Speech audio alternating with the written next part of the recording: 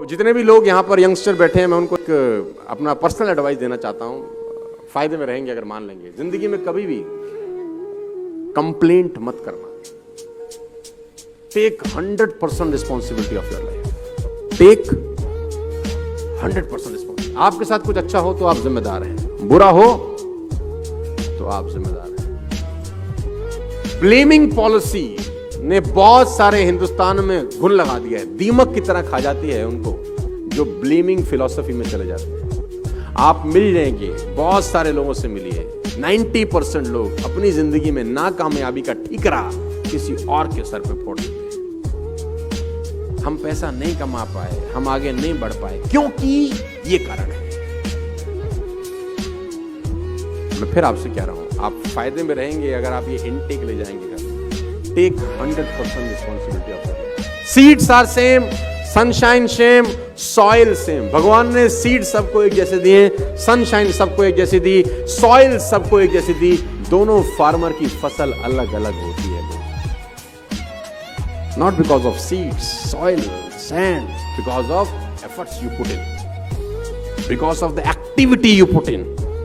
तो never in your life कभी किसी और को रिस्पॉन्सिबल मैं ठहराना। एक लड़का लैंप के नीचे कुछ ढूंढ रहा है, एक लड़का रात को लैंप के नीचे, ऊपर लाइट जल रही है, कुछ ढूंढ रहा है। उसका दोस्त पहुंचा, उसने बोला सुरेश तू क्या ढूंढ रहा है? सुरेश ने कहा मेरे चाबी खो गई है।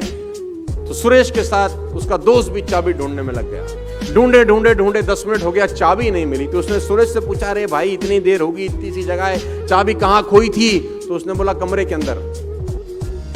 बोला कमरे में? घर में? तो यहां क्यों ढूंढ रहा है? बोला घर में लाइट जो नहीं है।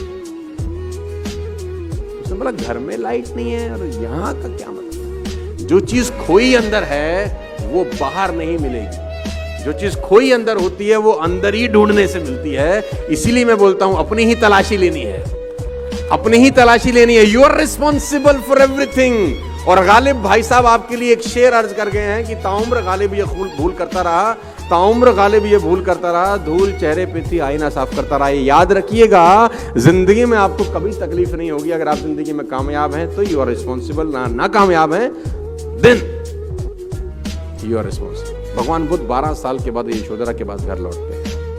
भगवान बुद्ध 12 साल की तपस्या के बाद यशोधरा के घर लौटते हैं और अपने घर में भिक्षा मांगने जाते हैं।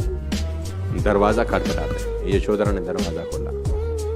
अब वो भगवान बुद्ध को देखकर अवाक रह गए। 12 साल के बाद देखा था। बुद्ध ने कहा भिक्षाम देहि।